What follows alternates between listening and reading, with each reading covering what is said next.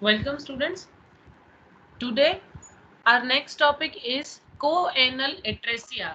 अब इसके नाम से आपको लग रहा होगा कि ये जो डिसऑर्डर है वो कोई डाइजेस्टिव सिस्टम का डिसऑर्डर है, बट एक्चुअली में ये डाइजेस्टिव सिस्टम का डिसऑर्डर नहीं है.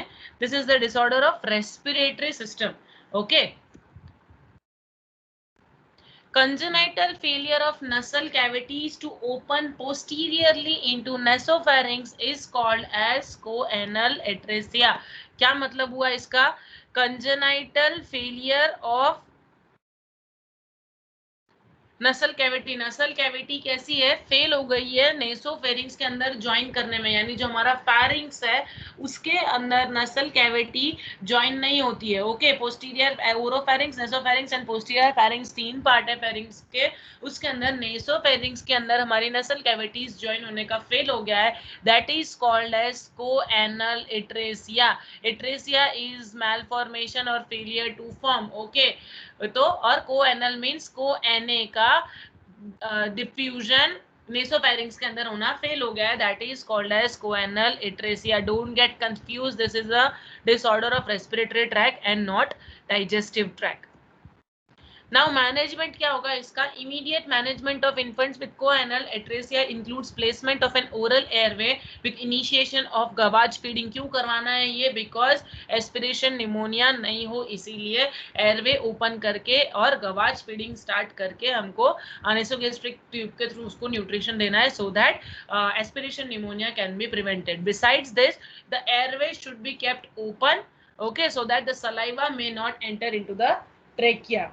Then surgery indicated when constructive management is ineffective in sustaining adequate respiration and nutrition. So surgical management can also be done in which nasopharynx is to be created or artificial opening between nasal cavity and nasopharynx is made. Now definite repair involves transnasal puncture and stenting or endoscopic resection of posterior nasal septum through a transnasal approach with or without stenting. यानी यहाँ पे या तो फिर stunt डालेंगे या तो फिर ट्रांसनेसल नसल के थ्रू एक पंक्चर करके एंडोस्कोपिक रिसेक्शन के थ्रू पोस्टीरियर नसल सेप्टम को नेसोफेरिंग्स के साथ में जोड़ेंगे with or without stenting. Okay.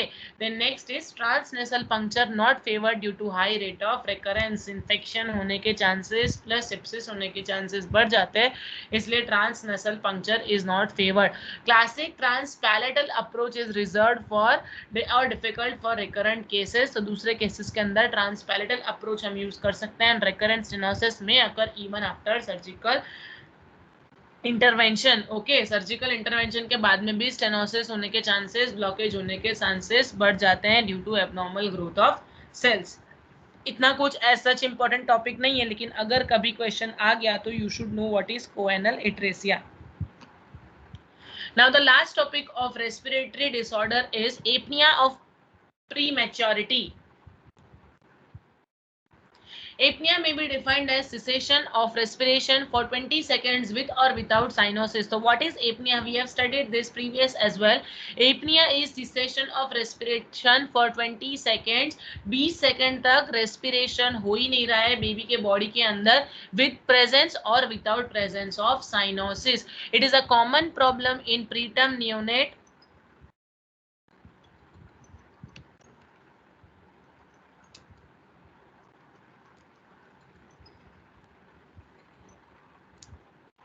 It is a common problem in preterm neonates. It occurs in preterm neonates between 2nd and 5th day of life due to immaturity of developing brain. Okay, तो ये कब हो रहा है?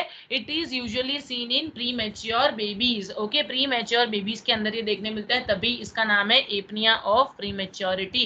And it is usually seen in 2nd and 5th day of life due to immaturity of developing brain. हमारा जो respiratory center है वो brain के अंदर है, but due to certain reasons that is because of prematurity brain appropriately develop नहीं है. तो brain appropriately develop नहीं होगा तो respiratory center भी कैसा होगा? develop नहीं हुआ होगा. So that is why होने के chances ज़्यादा है. That is why this condition that is apnea of prematurity.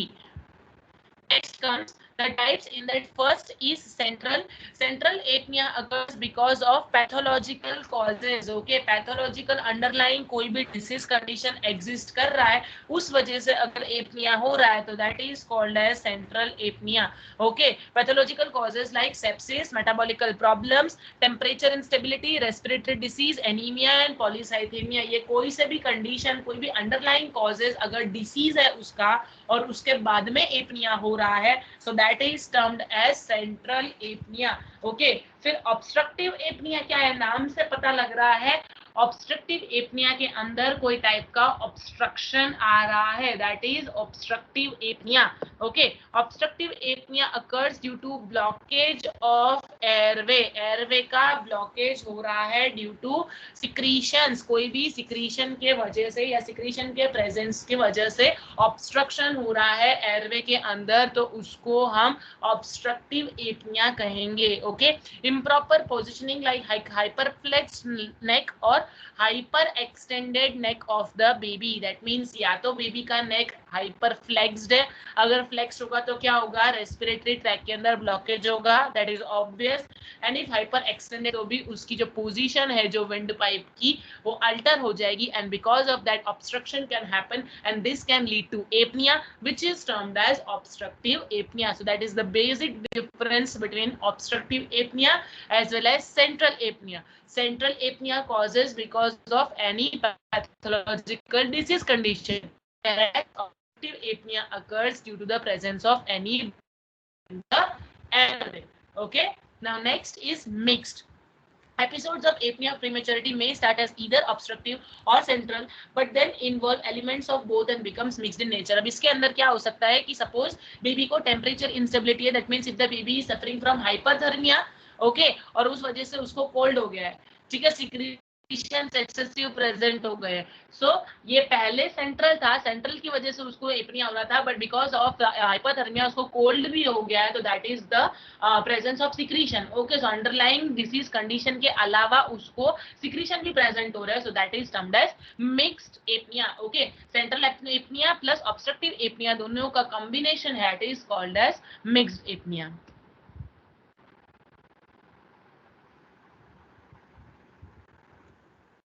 Next is primary apnea. Now, what is primary apnea? When an infant is deprived of oxygen, an initial brief period of rapid breathing occurs. यानी कि जब baby को oxygen नहीं मिल रहा है तो baby will have rapid respiration. Okay, rapid respiration will be seen. If the asphyxia continues, the respiratory movement cease. और अगर asphyxia है, improper establishment of respiration है बेबी को, तो क्या होगा, respiration cease हो जाएगा, that means stop हो जाएगा. Then the heart rate begins to fall. अब डेफिनेट है रेस्पिरेशन नहीं है तो क्या होगा, हार्ट रेट उसका फॉल होगा, पहले रैपिड होगा उसके बाद में धीरे धीरे करके फॉल होगा. Then neuromuscular tone gradually diminishes. Why? Because adequate amount of oxygen नहीं जा रहा है, प्लस हार्ट बीट इतना एडिक्वेट अमाउंट में पंप, हार्ट बीट इतना नहीं हो रहा है, बेबी का हार्ट इतना बीट नहीं हो रहा है एडिक्वेट अमाउंट में, तो बेबी को लेथार्जी होगा. Why? Because oxygen is not going, blood nutrients are not going to the body, so neuromuscular tone will also become poor. Then infant enters into a period which is known as primary apnea. तब जाके जो cessation of respiration होगा, that is called as primary apnea. Now what is secondary apnea? If the after primary apnea asphyxia continues, the infant develops deep gasping respiration. कैसा होगा इसका respiration, gasping respiration होगा, ये इसकी रेस्पिरेशन का pattern है. Gasp होगा, बीच बीच में इंटरवल आएंगे, ओके, और फोर्सफुल इंस्पिरेशन देखने मिलेगा. Then the heart rate continues to fall. Okay, heart rate fall हो रहा है, ब्लड प्रेशर भी फॉल हो रहा है, and the infant nearly becomes फ्लासिड. Poor neuromuscular tone हमने ऊपर देखा था, बट यहाँ पे तो कंप्लीट फ्लासिड हो जाएगा. There will be no neuromuscular response. Okay, उसका कोई भी बॉडी का पार्ट मूव नहीं करेगा. Then the respiration becomes weaker and weaker until the infant takes a gasp. Okay, gasp जैसे लेगा, जो फोर्सफुल इंस्पिरेशन वो करेगा, दैट एट दैट टाइम तब तक वो रेस्पिरेशन कैसा होगा, वीक होगा. फिर एक एपिसोड ऑफ गास्प हुआ, एक एपिसोड उसने जोर से इंस्पायर किया, तो respiration again will come to normal. That is called as secondary apnea. Secondary apnea will always occur after primary apnea. ठीक है, पहले प्राइमरी एपनिया होगा जिसके अंदर सिसेशन आएगा, रेस्पिरेशन का, हार्ट बीट पहले इंक्रीज होगी, then it will start falling down. Okay, heart beat fall होगा, उसके बाद में उसका न्यूरोमस्कुलर टोन पुअर होगा। फिर जैसे ये एपिसोड कंटिन्यू होगा तो गास्पिंग रेस्पिरेशन चालू होगा, और गास्पिंग रेस्पिरेशन जैसे ही स्टार्ट होगा बेबी प्राइमरी एपनिया से सेकेंडरी एपनिया के फेज में चला जाएगा। Okay, this was about the types of apnoea. तो प्राइमरी, सेकेंडरी और सेंट्रल ऑब्स्ट्रक्टिव डिफरेंस सबको पता चल गया है कि सेंट्रल और ऑब्स्ट्रक्टिव में क्या डिफरेंस है। एक पैथोलॉजिकल कंडीशन, दूसरा ब्लॉकेज। देन प्राइमरी एपनिया के अंदर कैसे एपिसोड्स है, सेकेंडरी एपनिया के अंदर कैसे एपिसोड्स है।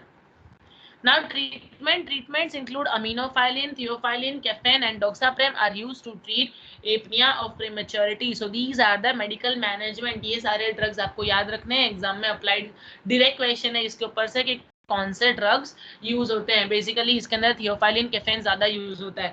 देन सपोर्टिव मेजरमेंट्स क्या है, मॉनिटरिंग इन हॉस्पिटल, हॉस्पिटल के अंदर कंटिन्यूअस मॉनिटर करना है। क्या मॉनिटर करना है, ऑक्सीजन सैचुरेशन मॉनिटर करना है सो दैट साइनोसिस का एपिसोड ना हो। देन ऑक्सीजन लेवल मॉनिटर करना है, उसका रेस्पिरेशन पैटर्न मॉनिटर करना है, गास्प तो नहीं आ रहा है कहीं। All this things you need to assess. Also you have to assess the heart rate. Okay, अगर फॉल हो रहा है हार्ट रेट तो बेबी प्राइमरी एपनिया के फेज में जा रहा है। जैसे ही हार्ट रेट फॉल हुआ that means you should understand that the baby is going in primary apnoeic phase, और इसके बाद में सेकेंडरी एपनिक फेज आएगा। तो प्राइमरी एपनिक फेज आपको पता लगा लेना है हार्ट रेट फॉल से, ठीक है। तो जैसे ही हार्ट रेट फॉल हो रहा है you have to take appropriate measures, जैसे कि अगर वेंटिलेटर पे है बेबी का तो FiO2 बढ़ा दो उसका, ठीक है। तो इस तरह से जो भी सिम्टोमेटिक मैनेजमेंट उस टाइम पे लेना है कौन से क्रिटिकल कंडीशन के अंदर, so according to that you have to manage the condition of the baby. Then respiratory support, respiratory के सपोर्ट के अंदर इधर O2 हुड से दो या तो फिर चॉइस इज फॉर इंट्यूबेशन, ठीक है। इंट्यूबेशन करोगे तो it will be better, and intubation करके आप CPAP मोड पे डालोगे। व्हाई? बिकॉज यहाँ पे रेस्पिरेटरी सेंटर के अंदर रेस्पिरेशन के अंदर सिसेशन आ रहा है। तो कभी सिसेशन आपने पीप मोड पे डाला और एकदम से रेस्पिरेशन सीज हो गया तो क्या होगा, adequate amount of oxygen baby को डिलीवर नहीं होगा। So it is better you should keep the ventilator on CPAP mode. Already baby premature है, रेस्पिरेटरी सेंटर उसका एडिक्वेट डेवलप नहीं हुआ है, प्लस उसको एपनिया के एपिसोड है, तो उसके अंदर हम दूसरा कोई मोड प्रीफर करने से अच्छा CPAP मोड के ऊपर डालेंगे तो babies prognosis will be good. Okay, so this was about apnoea of prematurity. Types के ऊपर क्वेश्चन आ सकता है, डिफरेंस क्या है दोनों के बीच में, कंडीशन दे रखी है, baby is having gasping reflex, gasping respiration along with fall in heart rate, fall in BP, explain the type of apnoea. तो आपको यहाँ पे सेकेंडरी एपनिया देना है, ठीक है। तो इस तरह से अप्लाइड क्वेश्चन भी इसके ऊपर से आ सकते हैं। Now next is important, that is disorders of neurosensory system, that means disorder of nervous system, brain के ऊपर के disorders को हम पढ़ेंगे। इसके ऊपर से भी questions importantly आते ही आते हैं। ओके, particularly आपका हाइड्रोसेफेलस के ऊपर क्वेश्चन आ जाता है, स्पाइना बाइफिडा के ऊपर क्वेश्चन आ जाता है, ठीक है, मेनिंजाइटिस के ऊपर क्वेश्चन आ जाता है। ये तीन टॉपिक्स कुछ इंपॉर्टेंट है, प्लस सीजर्स, कभी कभी सीजर के ऊपर भी क्वेश्चन आ जाता है। तो न्यूरोमस्कुलर सिस्टम के ऊपर से एक ना एक क्वेश्चन आता है। First topic is very important, that is hydrocephalus. Hydrocephalus में पर्टिकुलरली उसका साइन पूछ लेते हैं, हेड सर्कम्फरेंस कितना इंक्रीज होता है तो आप उसको हाइड्रोसेफेलस कंसीडर करोगे।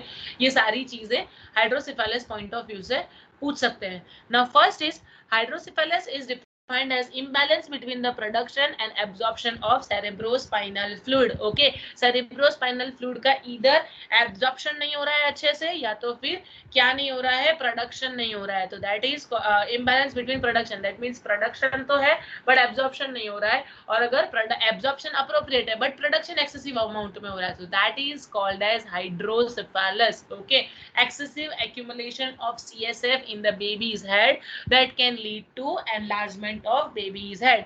Okay, so this is called hydrocephalus. It is characterized by abnormal increase in volume of cerebrospinal fluid within intracranial cavity. Intracranial cavity के अंदर क्या हो रहा है, cerebrospinal fluid का जो कंसंट्रेशन है वो बढ़ रहा है, अमाउंट जो है वो बढ़ रहा है। उस वजह से क्या होगा, तो उसका ब्रेन कंप्रेस होगा। ब्रेन कंप्रेस होगा तो क्या होगा, स्कल की साइज इंक्रीज हो जाएगी।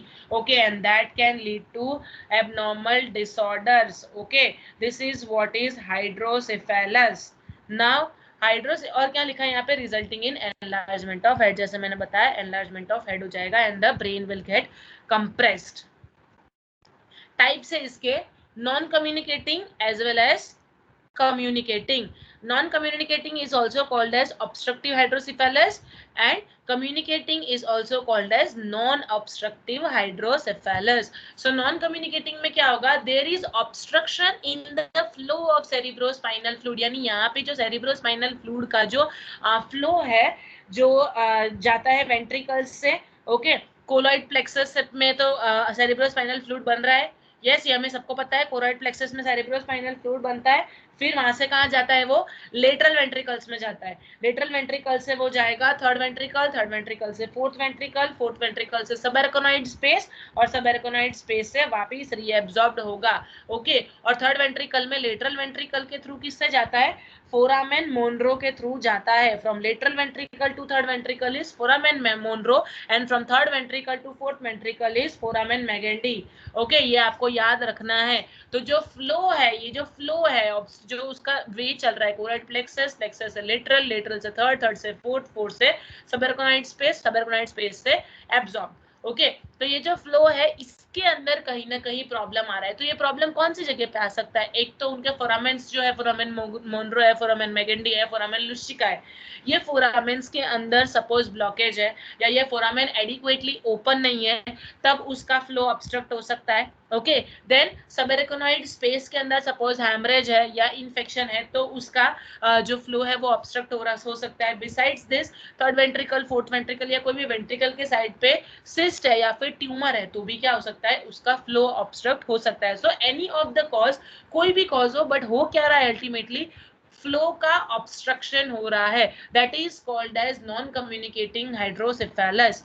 नाउ कम्युनिकेटिंग हाइड्रोसेफेलस में क्या है, फ्लो तो नॉर्मल है, but within the ventricular system it is interference outside the ventricles causing decreased absorption of CSF। क्या हो रहा है यहाँ पे, एक्सटर्नल फैक्टर्स की वजह से इसका एब्जॉर्प्शन हिंडर हो रहा है, ओके, या यहाँ पे कोई रीजन की वजह से इसका एब्जॉर्प्शन नहीं हो रहा है, that is called as communicating hydrocephalus. Non communicating में क्या था, उसका फ्लो अल्टर कर रहा था, वेरएस कम्युनिकेटिंग में क्या है, फ्लो नॉर्मल है बट एब्जॉर्प्शन के अंदर प्रॉब्लम आ रहा है, that is the main difference between communicating and non communicating hydrocephalus. Now findings के ऊपर से क्वेश्चन आता है, इसके स्पेसिफिक साइन है, जैसे हमने प्रीवियस बहुत सारे डिसऑर्डर्स के अंदर उनके खुद के स्पेसिफिक साइन पढ़े, उसी तरह से हाइड्रोसेफेलस का भी स्पेसिफिक साइन है। The first is bulging fontanelle, the second one is crackpot sign और Macewen's sign, okay, this is the specific sign of hydrocephalus. That means अगर आप बेबी के हेड को परकशन करोगे, ठीक है, परकस करोगे जब आप उसको, तो उसके अंदर हॉलो पॉट के जैसे साइन आएगा, मटके के अंदर जब हम परकस करते हैं, जैसे हम उंगली मार के देखते हैं तो कैसे साइन आता है, वैसे ही बेबी के हेड के ऊपर भी साइन आएगा। So that is why it is written that crackpot sign is present. And sunset sign, baby की जो आईज होगी वो कैसी होगी, डाउनवर्ड रोलिंग होगी, जो आईज का रोलिंग होगा वो कैसा होगा, जो प्यूपिल है हमारे वो डाउनवर्ड रोलिंग होंगे, और आइरिस और कंजक्टिवा बेबी का कंप्लीटली प्रोमिनेंट होगा, that is called as sunset sign. So positive sunset sign, positive Macewen और positive crackpot sign is an important sign of hydrocephalus, that is particularly related to hydrocephalus. Note it down, double underline कर लेना। Then prominent scalp veins, shiny scalp veins देखने को मिलेगी। Then high pitch cry. Now यहाँ पे cry के अंदर specificity ये है कि mostly high pitch cry baby का generally neuromuscular disorder के अंदर देखने मिलता है, okay. High pitch cry is usually seen in hydrocephalus, along with that meningitis में भी कभी-कभी high pitch cry देखने मिलता है। तो high pitch cry of the baby is usually related to neuromuscular problems, neurological problems, okay. Then wide sutures are wide. These are the findings. Now what will be the treatment? So treatment is VP shunt, that is most commonly used. बहुत सारे shunts हैं यहाँ पे, लेकिन commonly used shunt is VP shunt, that is also called as ventriculoperitoneal shunt, okay. Ventricles और peritoneal cavity के बीच में शंट क्रिएट करते हैं so that excessive amount of CSF is drawn from ventricles and then वो बाद में peritoneal cavity के थ्रू एक्सट्रैक्ट करने में आता है. That is called as ventriculoperitoneal shunt. This is most important and most widely used shunt. Okay, now next is ventriculoatrial shunt where the shunt is in the atria. Okay, then next is ventriculopleural shunt where the shunt is kept between ventricles as well as pleural cavity, and ventriculouretic shunt where the shunt is kept between ventricle and ureter. Okay, तो इतने shunts में से important shunt है VP shunt. Okay, this is the important treatment of hydrocephalus. So hydrocephalus के अंदर crackpot sign important है and crackpot sign is important and sunset sign is important. This was about hydrocephalus, that is our first neurological disorder. Next is NTD. NTD is also very important topic. NTD पर से भी question आ सकता है, इसके classification से question पूछ सकते हैं. यहाँ पे डिफरेंस पे क्वेश्चन आता है, स्पाइना बाइफिडा ओकल्टा या सिस्टिका के बीच में डिफरेंस क्या है, या मेनिंगोसिली या मेनिंजोमाइलोसिली के बीच में डिफरेंस क्या है. तो ऐसे कुछ क्वेश्चंस एग्जाम कॉम्पिटिटिव एग्जाम्स के अंदर ऑब्जेक्टिव टाइप के अंदर आ सकते हैं. First of all, neural tube defect can occur along anywhere in the spinal cord. तो spinal cord के कोई से भी पार्ट के अंदर डिफेक्ट हो सकता है. That is called as neural tube defect. अब इसके अंदर कुछ important definitions है. That what is anencephaly? तो anencephaly means absence of cranial vault. ऊपर का जो cranium का जो vault है हमारा, that vault is absent. Okay, and the baby is having a presentation of open brain. ठीक है, open brain दिखेगा. Then cranioschisis. Cranioschisis is a skull defect through which neural tissue protrudes. Skull के अंदर abdomen spinal cord का tissue protrude हो जाता है. That is called as cranioschisis. Okay, then exencephaly. Exencephaly that means a protrusion of brain and meninges out of the skull. यहाँ पे school तो normal है बट ब्रेन का पार्ट या तो फिर meninges that is the brain layer, उसका कोई भी पार्ट स्कल से प्रोट्रूड हो रहा है, बाहर निकल रहा है. That is called as exencephalus. Exen means exit. Okay, बाहर निकलना है. एंसेफेली मींस ब्रेन. ओके, तो एक्सेनकेफेली या exencephaly is protrusion of brain and meninges out of the skull. Then comes the encephalocele. Encephalocele is the protrusion of brain and meninges into a fluid filled sac through a skull defect. क्या हो रहा है यहाँ पे?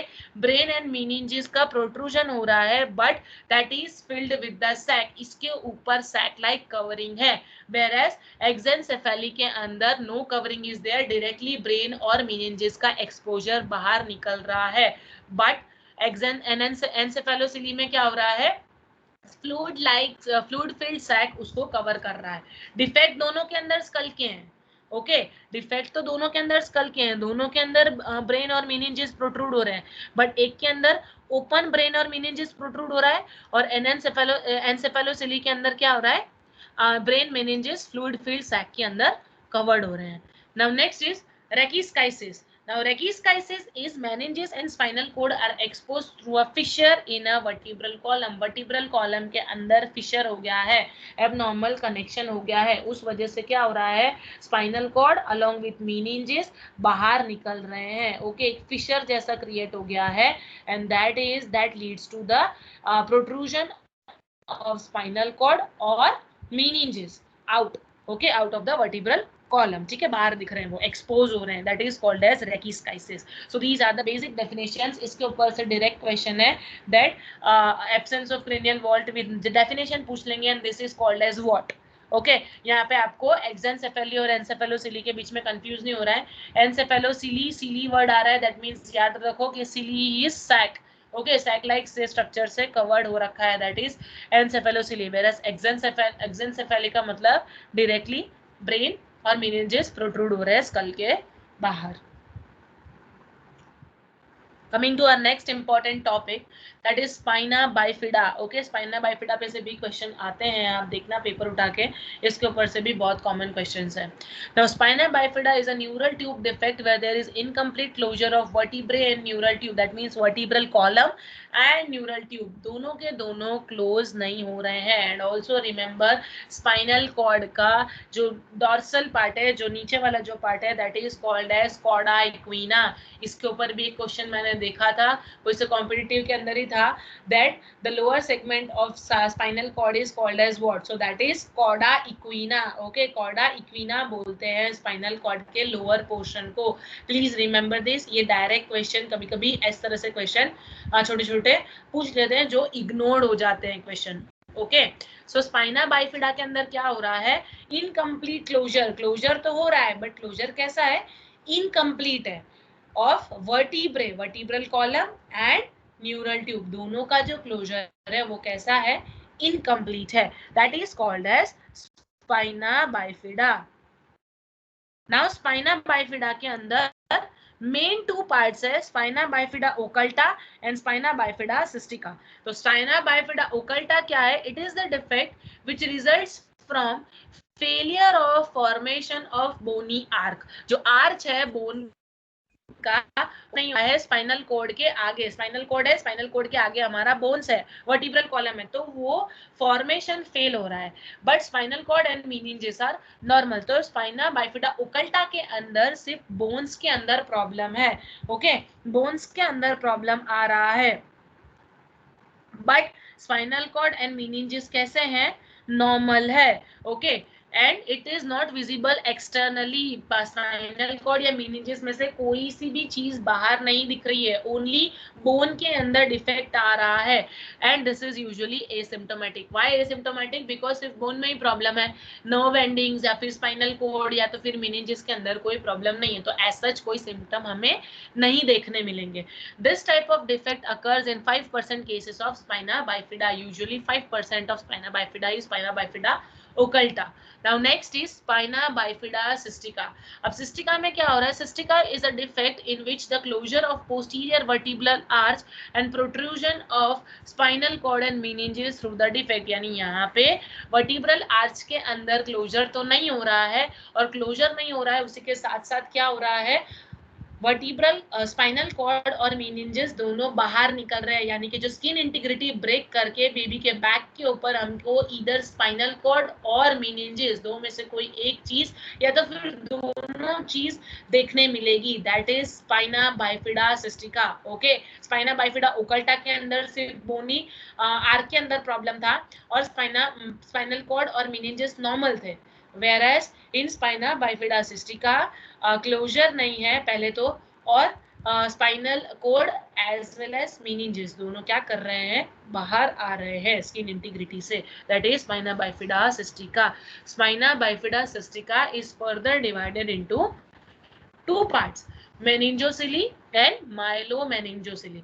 Now meningocele का मतलब क्या है, it is a sac-like herniation through bony malformation containing meninges and cerebrospinal fluid, and the covering of the sac may be thin and translucent. यानी यहाँ पे sac-like herniation है, यानी meninges तो herniate हो रहे हैं but that is covered with the sac. Okay, and translucency is seen, चमकता हुआ दिखेगा, that is translucent. Then myelomeningocele में क्या हो रहा है, it is a sac-like protrusion of spinal cord, CSF, meninges through cleft. ठीक है, cleft यानी कि abnormal क्लोजर, ओपनिंग उसका जो रिंग है वो क्लोज ही नहीं हुआ है, and that leads the presence of spinal cord along with CSF and meninges. Meningocele का मतलब है उसमें सिर्फ सीएसएफ और मेनिंजेस है, बट माइलोमेनिंजोसिली में क्या है, स्पाइनल कॉर्ड, सीएसएफ और मेनिंजेस तीनों, स्पाइनल कॉर्ड, सीएसएफ और मेनिंजेस तीनों का प्रोट्रूजन है, और यहाँ पे ओपन है, ट्रांसलूसेंसी यहाँ होती नहीं है. So during the embryonic life, the lumbar segment of spinal cord is the last part of neural dike to close. Therefore, in most of the cases, meningomyelocele are found in lumbar and lumbosacral area. तो यहाँ पे जो sac है वो sac present नहीं होगा, directly spinal cord या तो फिर meninges protrude होंगे, but meningocele is covered with sac. Translucency is present in meningocele, whereas translucency is absent in myelomeningocele. So occulta, cystica, cystica के further दो division meningocele and myelomeningocele. meningocele के अंदर meninges and CSF, myelomeningocele के अंदर myelo means spinal cord and myelo is muscle. So spinal cord, meninges and CSF is present. यहाँ पे sac like structure is there and यहाँ पे sac like structure नहीं है, डायरेक्ट ये तीनों का एक्सपोजर होता है. यहाँ पे ट्रांसलूसेंसी प्रेजेंट, यहाँ पे ट्रांसलूसेंसी एब्सेंट. whereas occulta के अंदर code and meninges are normal, here code and meninges are protruding out. this is the difference. ये दो के बीच में डिफरेंस और ये दो के बीच में डिफरेंस. तो इसके ऊपर से क्वेश्चन आ सकता है कि the baby is presented with sac like protrusion, okay, of spinal cord, CSF and meninges. explain the type of spina bifida.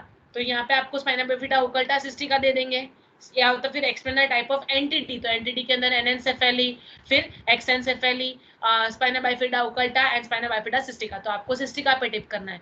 लेकिन अगर ऐसा पूछा है कि explain the type of entity, उसके अंदर मेनिंजोसेल, माइलोमेनिंजोसेल, फिर एनेंसेफेली या एक्सेंसेफेली, तो उसके अंदर आपको माइलोमेनिंजोसेल के ऊपर टिक करना है. तो इस तरह से इसके ऊपर अप्लाइड क्वेश्चन आ सकता है. फाइंडिंग्स क्या है? तो Dimple on the skin. Now Dimple on the skin is usually seen in spina bifida, occulta. Occulta के अंदर डिम्पल लाइक स्ट्रक्चर प्रेजेंट होगा. व्हाई? बिकॉज यहाँ पे कोई भी चीज प्रोट्रूड नहीं हो रही है बाहर. बाकी सिस्टिका के अंदर इफ मेनिंजोसेल प्रेजेंट है तो सैक लाइक प्रोट्रूजन बाहर होगा. एक बैग लाइक स्ट्रक्चर बेबी के बैक पे दिखने मिलेगा.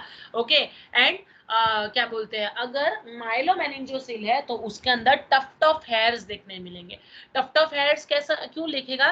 क्योंकि ये जो स्ट्रक्चर है हमारे स्पाइनल कोड का, उसके अंदर along with the spinal cord बहुत सारे नर्व्स भी प्रेजेंट है. तो that can also protrude. So that will show a presentation of tuft of hairs. okay, ये hair का गुच्छा जैसा होगा, ऐसा प्रेजेंट होगा. that is the specific sign of myelomeningocele. Okay लिख लेना ये.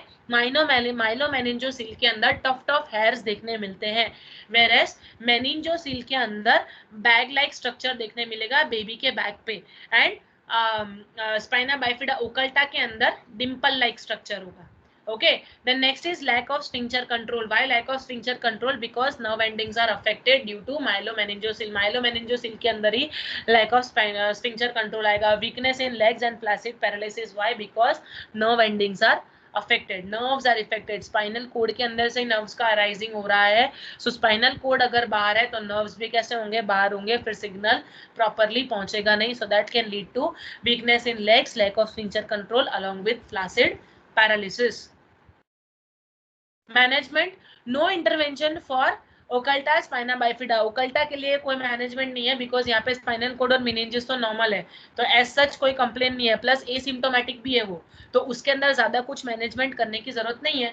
बट सिस्टिका के अंदर लेमिनेक्टोमी का प्रोसेस करना इंपॉर्टेंट है, जहाँ पे ओपन करके स्पाइनल कोड को उसके प्लेसमेंट पे रख के फिर सर्जिकल इंटरवेंशन करेंगे. उसके अंदर आपकी रिस्पॉन्सिबिलिटी क्या है देखने के लिए. इसके ऊपर आपका अप्लाइड क्वेश्चन किस तरह से आ सकता है कि a patient or a baby has gone to laminectomy surgery or the surgery for spina bifida cystica.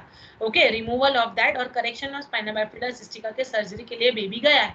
okay, तो what will be your primary responsibility? तो place the baby in supine position. okay, and then you have to check the dressing pad. dressing pad baby के back के ऊपर लगा होगा, तो आपको check करना है कि वो dressing pad wet तो नहीं है. अगर wet है that means what? that means that CSF is leak. okay, CSF is leaking, you have to see that. okay, तो यहाँ पे आपकी प्राइमरी रिस्पॉन्सिबिलिटी क्या है कि गॉस्पेड को चेक करना है कि कहीं पे एबनॉर्मल वेटिंग तो नहीं हो रहा है, बेड के ऊपर कहीं बेडशीट वेट तो नहीं हो गई है, और अगर ऐसा कुछ हो रहा है that means CSF is leaking, you have to take immediate attention. so this will be your primary responsibility as a nurse which can be asked in exam. okay, next is Dandy-Walker syndrome. Now, Dandy-Walker syndrome is also a neurological condition in which there will be the absence of foramen magendi और luschika. That means यहाँ पे इस वजह से flow के अंदर problem आ सकता है या absorption के अंदर problem आ सकता है. So this can lead to hydrocephalus. Okay, foramen magendi जो है वो हमारा फोर्थ वेंट्रिकल से सबएरकनॉइड स्पेस में जब सीएसएफ जाएगा उसके बीच में आता है फोरामेन मेगेंडी। तो अगर फोरामेन मेगेंडी का एब्सेंस है तो क्या होगा, फ्लो के अंदर ऑब्स्ट्रक्शन आएगा। Okay, so that can cause two type 1 यानी कि नॉन कम्युनिकेटिंग का टाइप होगा। Okay, then next is Arnold-Chiari syndrome. Arnold-Chiari syndrome is a condition in which brain tissue extends the spinal canal present at birth and it occurs when the part of skull is abnormally small. यानी यहाँ पे school का जो size है वो small है और उस वजह से क्या हो रहा है, ब्रेन के टिश्यूज स्पाइनल कोड के अंदर इन्वेड हो रहे हैं। Brain tissue will be in spinal cord, that is called as Arnold-Chiari syndrome. ठीक है, तो ये दो सिंड्रोम याद रखना, इस पर से कभी कभी क्वेश्चन आ जाता है, what is Dandy Walker syndrome and what is Arnold-Chiari syndrome. Then important topic is meningitis. Meningitis के ऊपर से भी क्वेश्चन आ सकता है, इसके ऊपर भी स्पेसिफिक साइन है। तो meningitis is an inflammation of brain meninges. Okay, brain के मेनिंजेस के अंदर या तो फिर स्पाइनल कॉर्ड के मेनिंजेस के अंदर इन्फ्लेमेशन आ रहा है, that is called as meningitis. Now the types include bacterial or pyogenic meningitis. It is caused by wide variety of pyogenic bacteria. कौन से pyogenic? Pyogenic means pus forming bacteria, that is Haemophilus influenza, meningococcus, pneumococcus, streptococcus, etc. So all these microorganisms या all these bacteria leads to formation of exudates. Okay, exudate form होते हैं, यहाँ पे pus formation देखने मिलता है। तो bacterial meningitis is also called as pyogenic meningitis. Then aseptic meningitis, it is caused by virus, fungi और प्रोटोजोआ। तो बैक्टीरिया के अलावा और कोई माइक्रो ऑर्गेनिज्म से अगर मेनिंजाइटिस हो रहा है तो that is called as aseptic meningitis. Then tubercular meningitis, that is caused by mycobacterium tuberculosis. Tuberculosis के कॉम्प्लिकेशन के अंदर मेनिंजाइटिस देखने मिलता है, because if the microorganisms apart from lungs are migrating into the brain via blood, so tubercular meningitis देखने के chances ज्यादा हैं। Now the findings include high pitch cry. This is a specific sign of meningitis. Okay, high pitch cry is a specific sign of meningitis. Usually brain के disorder के अंदर high pitch cry हमें देखने मिलता है। Next is fever. Why fever? Because inflammation is present, infection is present. Yes, तो fever होने के chances ज़्यादा है। Then headache. हेडेक होने के चांसेस है। Why? Because meninges affect है, ब्रेन का लेयर अफेक्ट है तो ब्रेन में दुखेगा। Okay, so that is why headache.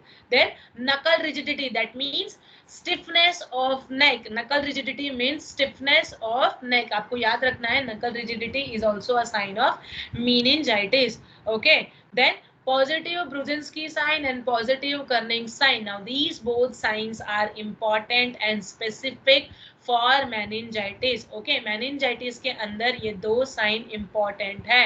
Positive Brudzinski sign में क्या होता है, when the patient is in supine position on passive flexion of neck there will be involuntary bending of hips and knees. तो जब आपने baby को supine position में सुलाया और उसके बाद में क्या किया, उसके नेक को थोड़ा आगे की साइड में फ्लेक्स किया तो उसके हिप्स के अंदर और नीज के अंदर बेंडिंग आएगा।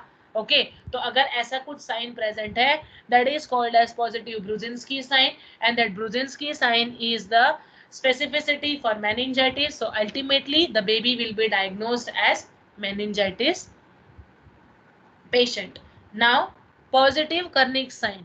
Kernig sign क्या है, when patient is in supine position and hips flexed, passive straightening of the leg at knee causes active resistance as back pain. ठीक है, तो यहाँ पे आपने बेबी को सुपाइन पोजीशन में प्लेस किया है और क्या कर रहे हो आप, बेबी का हिप्स फ्लेक्स कर रखे हैं और नेक नी को भी क्या कर रखा है आपने, फ्लेक्स कर रखा है। अब नी को फ्लेक्स करने के बाद में आप नी को वापिस से पांव उसका सीधा कर रहे हो। ठीक है, फ्लेक्स्ड पोजीशन में है, पैर कैसे है उसके, नी कैसे है, फ्लेक्स पोजीशन में। आप फ्लेक्स के जगह आप क्या कर रहे हो, पैर को सीधे कर रहे हो, एक्सटेंड कर रहे हो, तो क्या होगा, उसके बैक में पेन आएगा। That is called as positive Kernig sign. Okay, so positive Brudzinski sign and positive Kernig sign are specific for meningitis. अब इसके ऊपर से क्वेश्चन आ सकता है कि when the patient is placed in supine position, passive flexion of neck causes involuntary bending of hips and knees. Explain the type of sign. तो उसके अंदर आपको दूसरे दूसरे साइन दे देंगे, ओटोलानी साइन, ब्रुजिंस्की है, कर्निंग्स है, या फिर कोई दूसरा एक और साइन हम ले ले। ऐसे 4 साइन कोई से भी आपको डाल के फिर क्या करेंगे, आपको ऑप्शन दे देंगे, तो उस टाइम पे Brudzinski sign will be your answer. आप सोचोगे ये सारी चीजें बहुत कॉम्प्लिकेटेड है, मैम समझा रहे तब तक याद रह रहा है, फिर हम भूल जाएंगे। तो क्या करो, इसको आप इमेजिन करके ये अपनी बुक के अंदर एक अलग से साइंस की भी नोट्स बना लो, और उसके अंदर आप डिसीज वाइज साइन लिख के फिर आप इसको याद कर सकते हो, ठीक है। तो ब्रुजिंस्की साइन के अंदर क्या होता है, flexion of neck can cause flexion of hips and knees. Then Kernig sign के अंदर flexion of hips cause pain in back. Okay, अब यहाँ पे भी हिप्स आ रहा है, ऊपर भी हिप्स आ रहा है, तो कंफ्यूज मत हो जाना। यहाँ पे जो हिप्स और नीज का जो मूवमेंट है वो रिस्पॉन्स में है स्टूडेंट्स, याद रखो ये। यहाँ पे जो हिप्स एंड नीज है वो रिस्पॉन्स में मूव हो रहे हैं, वेरएस यहाँ पे हम उसको स्टिमुलाई की तरह एक्ट कर रहे हैं। That is the difference. ये इस तरह से आप याद रख सकते हो। कैसे याद रखोगे कि involuntary bending of knee is a response of stimuli. तो स्टिमुलाई क्या है, flexion of neck is the stimuli. Whereas Kernig sign में क्या हो रहा है, हिप्स का flexion is a stimuli and back pain is the response. Okay students, चल रहा है पता आप लोगों को। So back pain is the response and hips flexion is the stimuli, whereas in Brudzinski sign flexion is the response stimuli and bending of hips and knees is the response. Okay, तो इस तरह से याद रखो। Now treatment. Penicillin with third generation cephalosporin needs to be administered. Cefotaxime mostly use करते हैं यहाँ पे। Vancomycin is the third generation cephalosporin if penicillin is resistant. तो vancomycin भी हम दे सकते हैं with third generation cephalosporin। अगर penicillin काम नहीं कर रहा है तो vancomycin along with cefotaxime हम बेबी को देंगे। ये आ गया cefotaxime and ceftriaxone along with aminoglycosides। Okay, fluoroquinolones के साथ भी दे सकते हैं। ड्यूरेशन ऑफ एंटीबायोटिक थेरेपी कब देना है, 7 to 14 days depending on the type of organism, 3 weeks in case of gram negative bacteria. तो ये उसका एंटीबायोटिक का ड्यूरेशन है, मिनिमम 7 to 14 days का ड्यूरेशन रहेगा। बट अगर ग्राम नेगेटिव बैक्टीरिया है तो 3 week का ड्यूरेशन आएगा। नाउ अपार्ट फ्रॉम मेनिंजाइटिस के अंदर दूसरे सिम्टम्स अगर प्रेजेंट है, suppose the baby is having seizure and उसका कॉज क्या है, मेनिंजाइटिस है, तो आप कैसे ट्रीट करोगे, तो एंटी एपिलेप्टिक ड्रग्स आप एडमिनिस्टर करोगे। That includes phenobarbitone 10 mg is given, then Dilantin can also be given as 7 mg per kg। कितना, अब यहाँ पे अप्लाइड क्वेश्चन आएगा, 5 kg का बेबी है, कितना डिलेंटिन एडमिनिस्टर करोगे, तो 7 mg 1 kg पे, तो 5 mg पे 35 mg होगा। ओके, तो इस तरह से आपका application आता है। और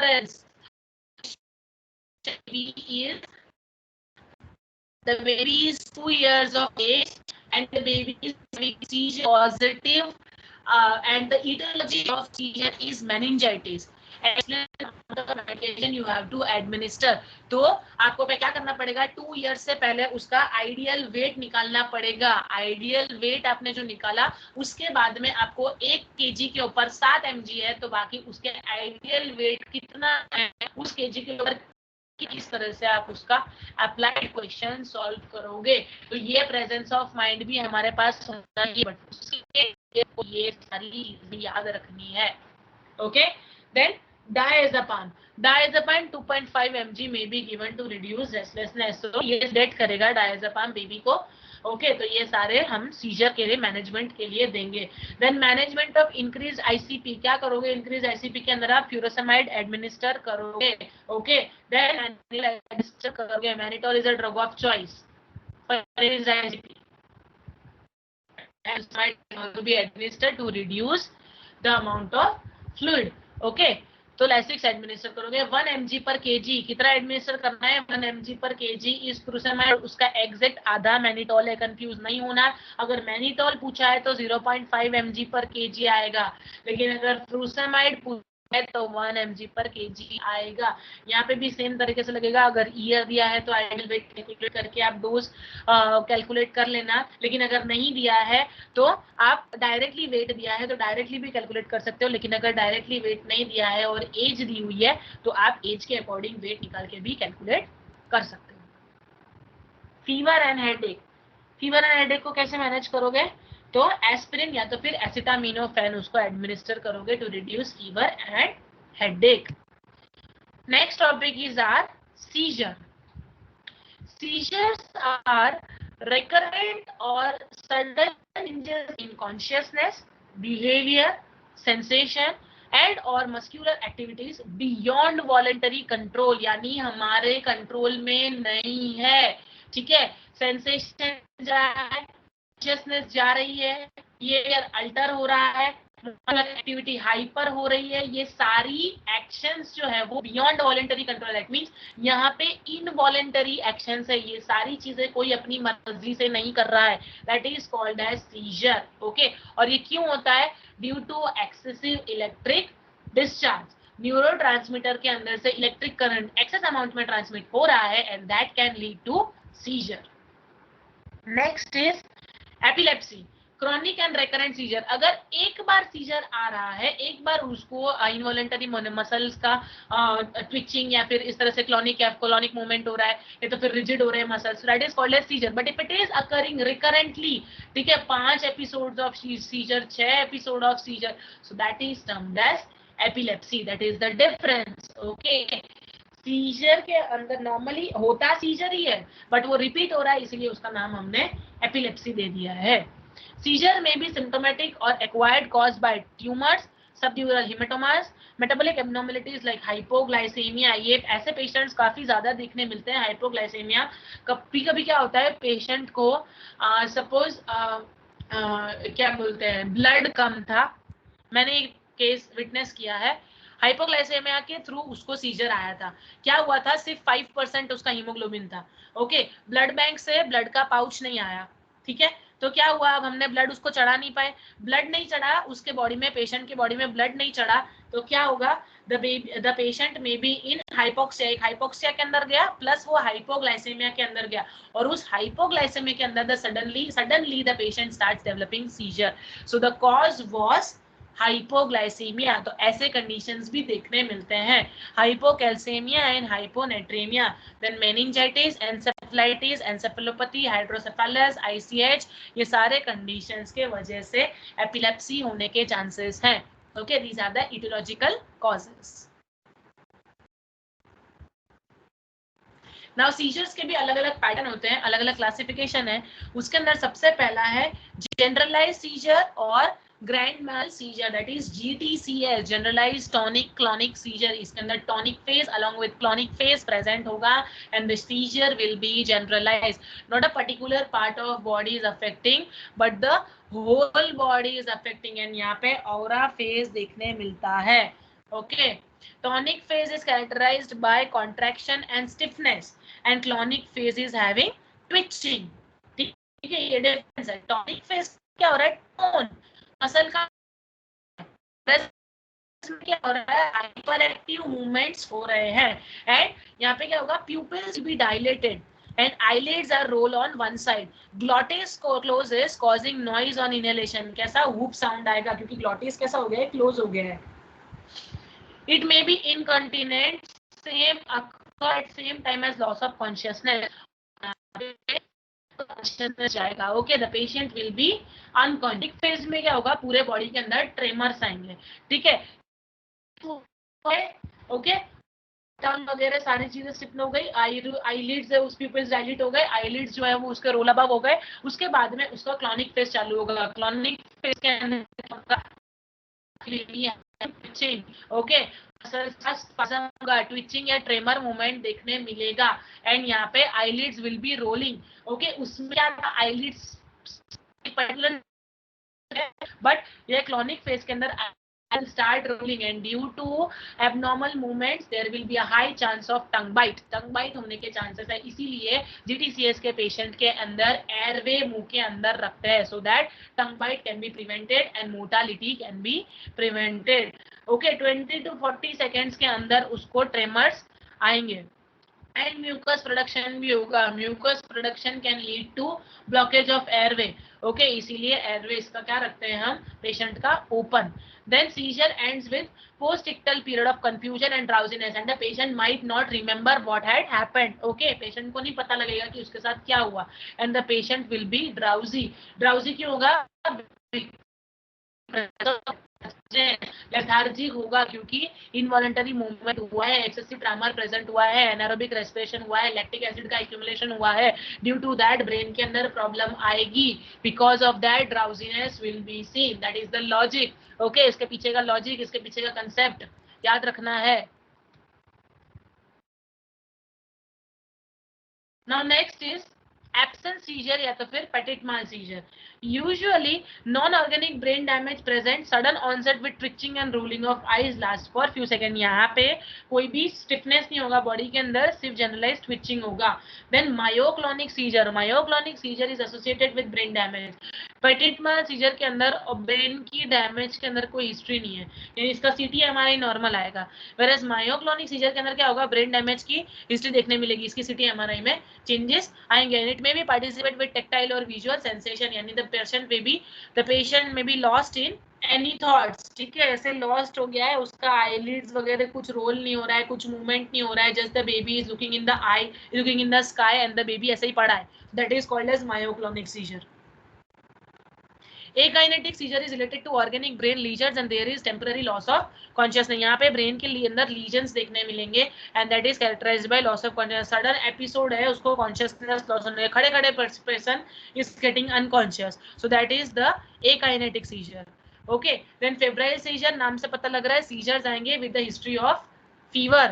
Then status epilepticus. Generalized Glanville seizure is prolonged and there are repeated seizures without regaining consciousness and can result in decreased oxygen supply and possible cardiac arrest. तो ऐसे patients भी आपने hospital साइड में witness करे होंगे जहाँ पे the patient is unconscious and थोड़ी थोड़ी देर में patient को either एक side का या दूसरे side का repeatedly seizure आ रहा है, unilateral या तो फिर bilateral. either एक side पे seizure आ रहा है और दोनों side पे seizure आ रहा है, but the seizure is repeated and the consciousness is altered with no consciousness. Okay, these are the types of seizure. Now treatment क्या है? एंटी कन्वर्जन थेरेपी आपको देनी है. एंटी कन्वर्जन थेरेपी के अंदर कौन से ड्रग इंपॉर्टेंट है? Carbamazepine, okay, phenobarbitone, phenytoin, primidone, sodium valproate, very important. Sodium valproate, ethosuximide and valproic acid हम कॉमनली यूज करते हैं. Okay, then clonazepam. Now surgical management, corpus callosotomy. Corpus callosotomy आप करोगे, ostomy opening, okay, corpus callosotomy करोगे, involve surgical division of corpus callosum. क्या किया है? corpus callosum के बीच में आप surgical division डाल रहे हो, कोई पार्ट के अंदर डिवाइड कर रहे हो, that is ostomy. okay, abnormal action बना रहे हो आप, that is ostomy. Okay, the two cerebral hemisphere and prevent the transfer of epileptic discharges, thus inhibiting generalized epilepsy. यानी यहाँ पे दो cerebrum के बीच में अगर हम division create कर दे तो neuromuscular junction से electric current transmit नहीं होगा, electric current transmit नहीं होगा तो क्या होगा? epilepsy आएगी नहीं. This is the corpus callosotomy surgical intervention for seizures. So this was about our neurological disorder. Now we'll be going and dealing with disorders of cardiovascular system. Cardiovascular system is also very important. Questions are being asked from cardiovascular system as well. The first condition is CCF, very common condition, congestive cardiac failure. A symptom complex reflecting the heart's inability to meet metabolic demands of body. Congestive cardiac failure, cardiac का failure हो रहा है, हमारा heart fail हो रहा है, क्या करने के लिए? Metabolic needs of the body को फुलफिल करने के लिए. That is the situation which is called as congestive cardiac failure. It is usually due to surgically correctable structural abnormality of heart that result in increased blood volume and pressure. Obviously अगर heart appropriately काम नहीं कर रहा है तो क्या होगा, heart के ऊपर प्रेशर ज्यादा आएगा क्योंकि लंग्स तो उसके अप्रोप्रिएट के हिसाब से वॉल्यूम भेज रहे हैं, बॉडी अपने हिसाब से हार्ट के पास में वॉल्यूम भेज रहा है पंप करने के लिए, लेकिन हार्ट के अंदर प्रॉब्लम है कि वो पंप नहीं कर पा रहा है। तो हमारे पास सप्लाई तो है बट हमारा मशीन बिगड़ चुका है। Okay, that is called as congestive cardiac failure. Findings include tachycardia, that is gallop rhythm, इसके अंदर जो रिदम होगा वो एबनॉर्मल आएगा, प्लस टेकिकार्डिया देखने मिलेगा, cardiomegaly, abnormal increase in size of the heart will be seen, then decrease peripheral pulses when you will palpate radial pulse या फिर डोर्सालिस पेडिस पल्स आप पाल्पेट करोगे तो पल्स कैसी आएगी, एकदम वीक या तो फिर decrease, then mottling of the extremity, इस साइड रही है, ठीक है, स्किन का जो एरिया है that will be removed out because of lack of oxygen blood supply. Okay, mottling होगा, tachypnea, excessive increase in respiration rate, tachypnea देखने मिलेगा, then retractions, chest retractions, grunting, nasal flaring, cough, cyanosis, ये सारी situation हमें देखने मिलेगी if our heart is not pumping appropriately.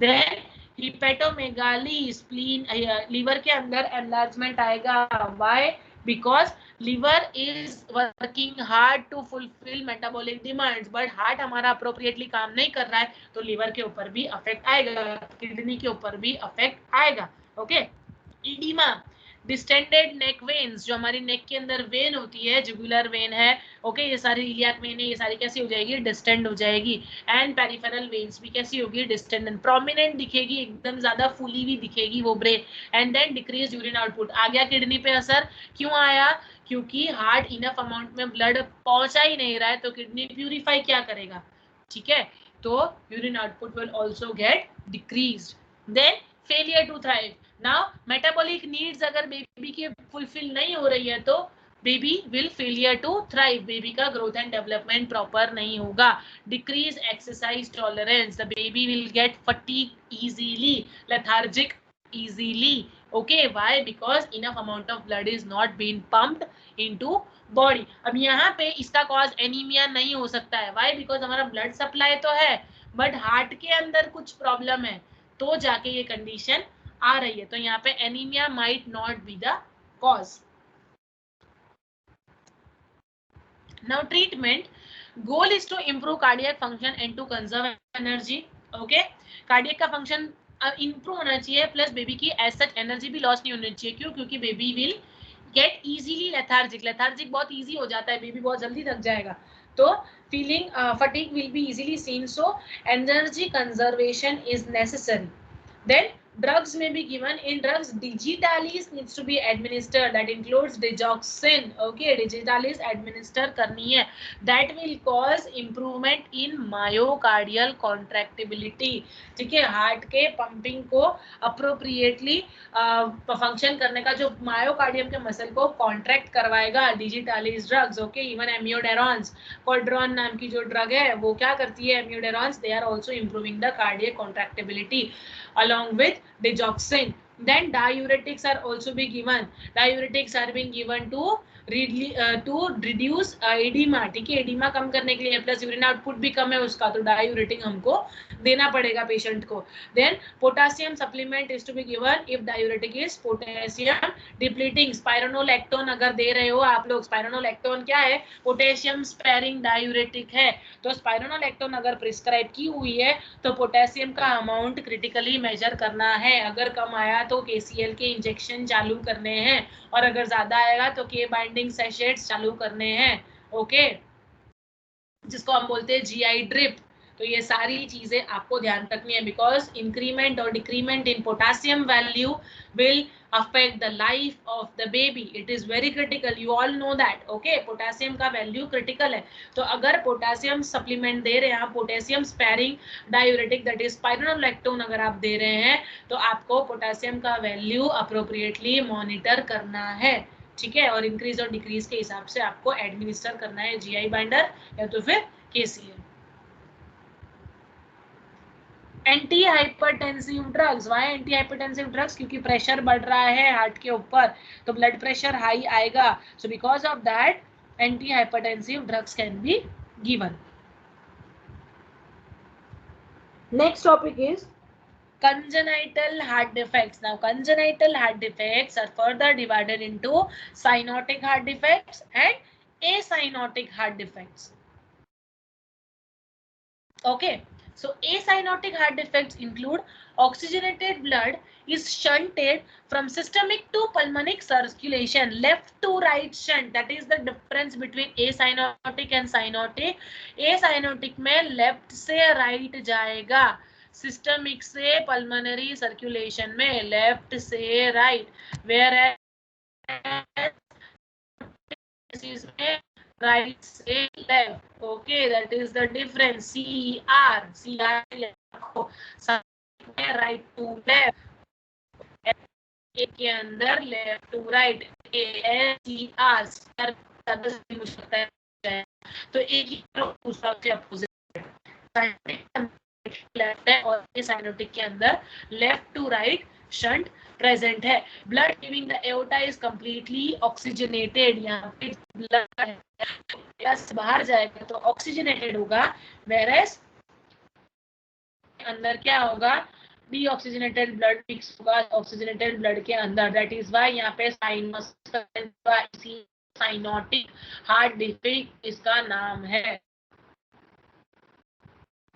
Now, increased blood volume on right side of heart in hypertrophy ventricle. Right ventricle के ऊपर hypertrophy हो रही है. क्यों? क्योंकि वॉल्यूम बढ़ रहा है. राइट वेंट्रिकल के ऊपर प्रेशर आ रहा है क्योंकि लेफ्ट साइड का प्रेशर पूरा राइट साइड पे है. लेफ्ट टू राइट शंट है. ओके, शंट प्रेजेंट है तो क्या होगा, राइट वेंट्रिकल के ऊपर ज्यादा प्रेशर आएगा and that hypertrophy of ventricle. Eventually, most cyanotic heart defects will result in CHF. heart result होंगे acyanotic heart defects या फिर cyanotic heart defects, directly leading to a condition which is called as congestive heart failure. Okay, cyanotic heart defect क्या है? Deoxygenated blood is shunted. यहाँ पे क्या था, oxygenated blood is shunted. Obvious है, left side में ऑक्सीजनेटेड ब्लड है. ठीक है, तो वहां से शंट होगा वो राइट साइड में, और ये डीऑक्सीजनेटेड ब्लड कहाँ पे होगा, राइट साइड में ही होगा, तो वो राइट साइड में जाएगा. दैट इज व्हाई साइनोटिक के अंदर डीऑक्सीजनेटेड आ रहा है. Deoxygenated means bluish discolouration, oxygen नहीं है वहां पे, ब्लूइश डिस्कलरेशन होता है and that bluish discolouration is called as cyanosis. इसीलिए यहाँ पे साइनोटिक हार्ट डिफेक्ट लिखा है. इतना ज्यादा कुछ कंफ्यूज होने की जरूरत नहीं है, सिर्फ ये आपको शंट का डायरेक्शन याद रखना है. लेफ्ट साइड शंट है तो ऑक्सीजनेटेड ब्लड है, और राइट साइड शंट है तो peripheral tissue has much lower oxygen contrast to the normal cyanosis. इसीलिए इसका नाम साइनोटिक है. हार्ट डिफेक्ट के अंदर भी अलग अलग टाइप्स है. उसके अंदर सबसे पहला है ASD, that is atrial septal defect. Abnormal opening in the septum between left causing left to right shunt. हमको पता है ये AL atrial septal defect acyanotic heart disease में लेफ्ट राइट शंट होगा. But left to right shunt क्यों होगा? Of the normal opening between left and right atria. जो atrium है हमारे लेफ्ट साइड और राइट साइड के अंदर एबनॉर्मल कनेक्शन होगा. Okay, that is why the term atrial septal defect. Septum के बीच में डिफेक्ट होगा. कौन से सेप्टम के बीच में? एट्रिया के सेप्टम के बीच में डिफेक्ट होगा. Symptoms include decrease exercise tolerance, dyspnoea and systolic ejection, murmur, beat in the upper left sternal border. कहाँ पे? ऊपर की साइड में लेफ्ट साइड के स्टर्नल बॉर्डर के ऊपर आपको एक्स्ट्रा कार्डियक मरमर सुनाई देगा. Then surgical correction is to be performed at 2 to 4 years of age. Okay, तब तक आपको सिम्टोमेटिक करना है, ऑक्सीजन अगर कम हो रहा है तो आर्टिफिशियल ऑक्सीजन एडमिनिस्टर करना रहेगा। बेबी को बहुत ही केयरफुली हैंडल करना पड़ेगा, एडिक्ट करना पड़ेगा। Why? Because the baby is having decrease exercise tolerance. थोड़ा सा भी movement can lead to fatigue, okay, and that fatigue can lead to absence of oxygen and that can lead to further complications. So you have to take care in this defect. Next is ventricular septal defect. जैसे हमने atrial septal defect पढ़ा था वैसे ही ventricular septal defect है। Atrial septal defect में atrium में problem था, ventricular septal defect के अंदर वेंट्रिकल के बीच में सेप्टम आएगा, सेप्टम के बीच में प्रॉब्लम आएगा, ठीक है। Opening in the septum between ventricles causing left to right shunt. Symptoms depend on size of defect, child's of age and degree of pulmonary vascular resistance, ठीक है। चाइल्ड की एज के ऊपर ज्यादा डिपेंड होता है। अगर न्यूबॉर्न है, ये इमीडिएट अभी बॉर्न हुआ है with this ventricular septal defect, तब उसका पल्मोनरी वैस्कुलर रेजिस्टेंस ज्यादा होगा, ठीक है। पल्मोनरी वैस्कुलर रेजिस्टेंस ज्यादा होगा। Why? Because when the baby was new in the foetal life, जब वो फीटस था तब वैस्कुलर पल्मोनरी वैस्कुलर रेजिस्टेंस ज्यादा होता है। बट जैसे जैसे बेबी नॉर्मल वर्ल्ड में सर्वाइव करता है तो जो पल्मोनरी वैस्कुलर रेजिस्टेंस है वो कम हो जाता है। तो जैसे जैसे चाइल्ड की एज बढ़ती जाएगी पल्मोनरी वैस्कुलर रेजिस्टेंस कम होता जाएगा। Small VSDs may be asymptomatic. Large defects may result in hypertrophy, potential failure of right ventricle and ultimately congestive cardiac failure या तो फिर congestive heart failure के अंदर result होगा, okay। And symptoms include tachycardia, increased respiratory efforts, dyspnea, fatigue, frequent respiratory infections, systolic murmur at lower left sternal border। क्यों यहाँ पे lower? Because ventricles are at lower part whereas atria are at upper part. तो यहाँ पे अपर left sternal border है और ventricular septal defect के अंदर लोअर स्टर्नल बॉर्डर है। Now surgical condition corrections indicated if medical management fails. Medical management हम provide करेंगे, डिजिटालिस वगैरह प्रोवाइड करेंगे, लेकिन अगर बेबी को कंडीशन इंप्रूव नहीं हो रहा है so at that time will go for surgical repair of the septum. Okay, so our next acyanotic heart disease के अंदर नेक्स्ट टॉपिक है पेटेंट डक्टस एट्रियोसिस। इसके ऊपर भी क्वेश्चन आ जाता है कभी कभी, पीडीए, ठीक है। पीडीए क्या है? Close ductus आर्टरियोसिस। डक्टस आर्टरियोसिस जो है, जो हमारे पल्मोनरी वेसल और एओर्टा के बीच में है, वो क्लोज नहीं होता है। So there is a connection between pulmonary vessel and aorta के बीच में there is a connection, okay, that can lead to left to right shunt. Now a small PDA may be asymptomatic, larger PDA causes excess blood in lungs and volume overload। क्या होगा? Aorta से blood कहाँ जाएगा? Body के अंदर जाएगा। तो high amount of left ventricle left side पे लंग्स के अंदर एओर्टा जो है क्या करता है? बॉडी के अंदर ब्लड पहुंच जाता है। अब वेंट्रिकल से जब ब्लड एओर्टा के अंदर जाएगा तो हाई प्रेशर से जाएगा।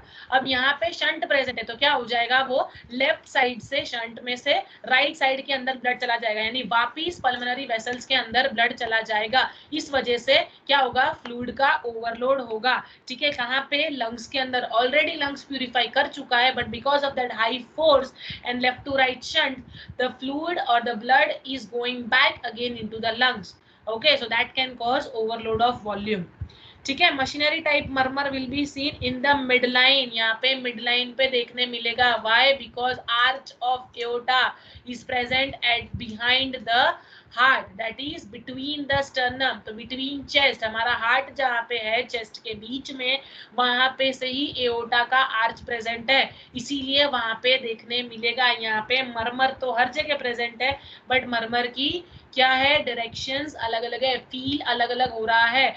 एएसडी में ऊपर फील होगा, वीएसडी में चेस्ट के नीचे फील होगा, okay, lower side, and PDA के अंदर बीच में फील होगा murmur. Then In premature infant, treatment with indomethacin is a drug of choice. Indomethacin is a drug of choice of PDA. This is the question which is asked in AIMS exam. ठीक है, AIMS के एक paper के अंदर indomethacin is a drug of choice of which disease condition? This was the question which was asked. Okay, I myself solved that question, so I know this. Okay, PDA है उसका answer. Okay, indomethacin is a drug of choice for PDA and definitive surgery of ligation. ligation कर देंगे arteriosus का, ductus arteriosus का ligation कर देंगे और aorta और पल्मोनरी वेसल्स के बीच में कनेक्शन खत्म कर देंगे, तोड़ देंगे. That is the surgical repair.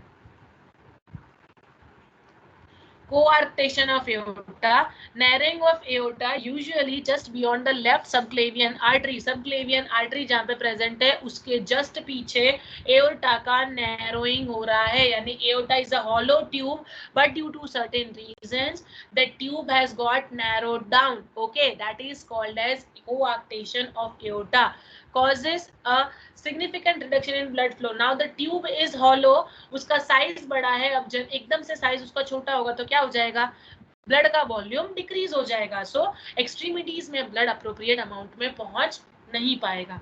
Clinical manifestations depend on degree of narrowing, that include blood and pressure higher. ज्यादा होगा, क्यों? क्योंकि नैरो हो रखा है, ब्लड तो इनफ अमाउंट में जा रहा है बट आगे नहीं जा पा रहा है. सप्लाई इनफ है बट उसका जो आगे जाने की प्रोसेस है उसके अंदर प्रॉब्लम है, तो प्रेशर बढ़ जाएगा.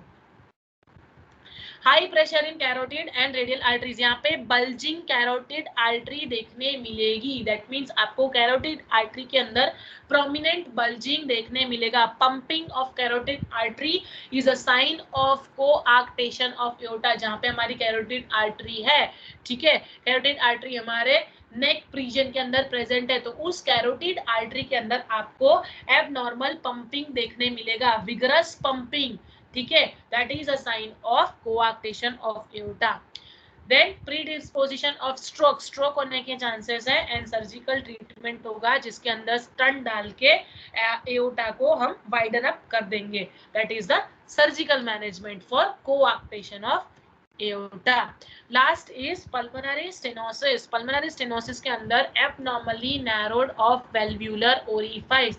Pulmonic valve के अंदर narrowing हो रहा है. Pulmonic valve, okay, pulmonic valve कहाँ पे प्रेजेंट है? पल्मोनिक वेसल्स एंड हार्ट के वेंट्रिकल के अंदर, राइट वेंट्रिकल के अंदर. तो वो जो पल्मोनिक वाल्व है उसके अंदर प्रॉब्लम आ रहा है, वो पार्ट नैरो हो गया है. That is called as pulmonary stenosis. If stenosis is mild and moderate, the child may be asymptomatic. Generally asymptomatic है अगर माइल्ड एंड मॉडरेट है, बट सीवियरली स्टेनोस्ड है, वो सीवियरली वाल्व ओपन क्लोज ही नहीं हो पा रहा है, so that child will have severe symptoms. And The surgical management include valvotomy. valve को ओपन करेंगे, नैरो हो गया है, valve stenosed हो चुका है, तो valvotomy is opening of the valve. aortic stenosis, same pulmonic stenosis के जैसे aortic valve क्या हो जाएंगे? stenosed हो जाएंगे. और माइल्ड टू मॉडरेट के अंदर कोई सेम है, इसके अंदर माइल्ड टू मॉडरेट के अंदर सिम्टम नहीं है, बट जैसे सीवियर होगा उसके अंदर कार्डियक आउटपुट डिक्रीज हो जाएगा, अलग अलग प्रॉब्लम्स आने चालू हो जाएंगे. और इसका भी सर्जिकल मैनेजमेंट क्या है? valvotomy. Now cyanotic heart disease. Cyanotic heart disease के अंदर हमारा इंपॉर्टेंट टॉपिक है tetralogy of Fallot, TOF. Okay, पहले हमने ट्रिक्यूएसोफेजियल फिस्टुला पढ़ा था which was TEF and TOF is tetralogy of palate. Tetralogy of palate is the most common cyanotic heart defect and this includes tetralogy, that means 4 disease condition का logos. Logos is study. Okay, tetra is 4. ठीक है, तो Fallot ने 4 disease condition के बारे में study किया था हार्ट की. That is called as tetralogy of Fallot. Now this includes pulmonary artery stenosis. Pulmonary जो आर्टरी है हमारी उसके अंदर स्टेनोसिस आएगा. VSR is ventricular septal, sorry VSD है ये, ventricular septal defect. Then overriding of aorta and ventricular hypertrophy, particularly right ventricular hypertrophy. Okay ये चार डिसीज के कॉम्बिनेशन से टेट्रोलॉजी ऑफ पैलेट बनता है। क्वेश्चन इस पे इस तरह से आता है, which among the following is not the part of tetralogy of Fallot. फिर उसके अंदर आपको पीडीए हो गया या फिर exchange of great blood vessels ऐसा कुछ दे दिया, ऐसा कोई भी एक सिम्टम दे देंगे जो चार सिम्टम में से नहीं है। Okay so that will be your answer for tetralogy of Fallot. Symptoms depend on pulmonary stenosis और यहाँ पे कैसा शंट होगा, CR यानी कि राइट टू लेफ्ट शंट जाएगा। Aorta sits near the core of heart over the ventricular septal defect and therefore receives blood from both the ventricles. यहाँ पे कैसा है, राइट से लेफ्ट में शंट है तो एओर्टा के अंदर लेफ्ट साइड से भी ब्लड जाएगा, राइट साइड से भी ब्लड जाएगा because of overriding of aorta. Aorta का जो नॉर्मल पोजीशन है वहां से वो ओवरराइड हो चुका है, उसके पोजीशन से हिल के दूसरी जगह जा चुका है। ओके तो कहाँ पे पहुंच रहा है, हार्ट के राइट वेंट्रिकल के वहां पहुंच रहा है। ठीक है तो वहां से ब्लड क्या होगा, right ventricle along with left ventricle दोनों साइड से एओर्टा के अंदर ब्लड रिसीव होगा। Decreased blood flow of the lungs, mixture of deoxygenated blood going to aorta causes cyanosis। आ गया, deoxygenated blood oxygenated blood mixed है, इसी वजह से यहाँ पे cyanosis देखने मिलता है। Specific symptom of tetralogy of Fallot is TET spell. Okay, when the baby is crying, the whole body is bluish in color. Okay कैसा अपियर होगा उसका बॉडी, ब्लूइश कलर के अंदर अपियर होगा और सेंट्रल साइनोसिस देखने मिलेगा when the baby cries, that is called as tet spell और हाइपोक्सिक स्पेल। ओके हाइपोक्सिया होगा उस वजह से साइनोसिस होगा when the baby is crying, that is the main symptom of TOF tet spell. Okay murmur देखने मिलेगा left sternal border पे, polycythaemia, increase amount of blood RBC, then harsh systolic murmur and क्या है दूसरा sign, failure to thrive and irritability, activity intolerance. Why, because deoxygenated oxygenated blood mix हो रहा है। Surgical correction आएगा इसके अंदर तो करना ही पड़ेगा सर्जिकल करेक्शन। व्हाई, बिकॉज चार डिफेक्ट है, कुछ भी अगर हम ट्रीट नहीं करेंगे तो बेबी कैन डाई, तो चार डिफेक्ट है तो हमें इसको सर्जिकली करेक्ट करना ही पड़ेगा। This include Blalock Taussig shunt is a palliative procedure which produce anastomosis. Anastomosis create होगा left subclavian artery to pulmonary artery that can and also total correction of stenosis. जो pulmonary stenosis है उसका total correction होगा and end to end anastomosis करना होगा। This process का नाम है Blalock Taussig surgery. Okay that is prominent for tetralogy of Fallot. Next is transportation of great vessels. यहाँ क्या होता है, ट्रांसपोर्टेशन ऑफ ग्रेट वेसल्स का मतलब है जो हमारे दो ग्रेट वेसल्स हैं, एक है हमारी पल्मोनरी आर्टरी और दूसरी हमारी एओर्टा, वो दोनों की पोजीशन अलग अलग हो जाती है। पल्मोनरी आर्टरी कहाँ प्रेजेंट है, राइट साइड पे, तो राइट साइड के जगह पे पल्मोनरी आर्टरी की जगह पे एओर्टा चला जाएगा और लेफ्ट साइड पे एओर्टा प्रेजेंट है वहां पे पल्मोनरी आर्टरी चली जाएगी, तो पूरा ब्लड का मिक्स मैच हो जाएगा। That is called as transportation of great blood vessels. तो ऑक्सीजनेटेड ब्लड वापिस लंग्स के अंदर चला जाएगा और डीऑक्सीजनेटेड ब्लड वापस बॉडी के अंदर चला जाएगा और उस वजह से साइनोसिस देखने मिलेगा।